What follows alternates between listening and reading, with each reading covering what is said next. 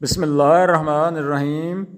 ابو عامر حوزنی کا بیان ہے کہ حضرت معاویہ بن ابو سفیان رضی اللہ تعالیٰ عنہ ہم میں خطبہ دینے کے لیے کھڑے ہوئے اور کہا، خبردار، تحقیق رسول اللہ صلی اللہ علیہ وسلم ہم میں کھڑے ہوئے اور فرمایا، خبردار، تم سے پہلے اہل کتاب 72 فرقوں میں تقسیم ہوئے تھے اور یہ ملت 73 فرقوں میں تقسیم ہوگی۔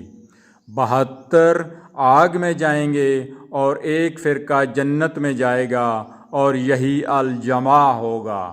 ابن یحییٰ اور عمرو نے اپنی روایتوں میں مزید کہا، بلا شبہ میری امت میں سے کچھ قومیں نکلیں گی، ان میں سے یہ عوامن پسند نظریات اور اعمال کو دین میں داخل کرنا ایسے سرائیت کر جائیں گی جیسے بہولے پن کی بیماری اپنے بیمار میں سرائیت کر جاتی ہے۔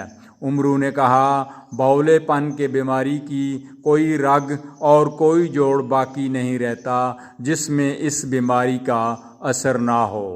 سنن ابی داؤد حدیث نمبر 4597۔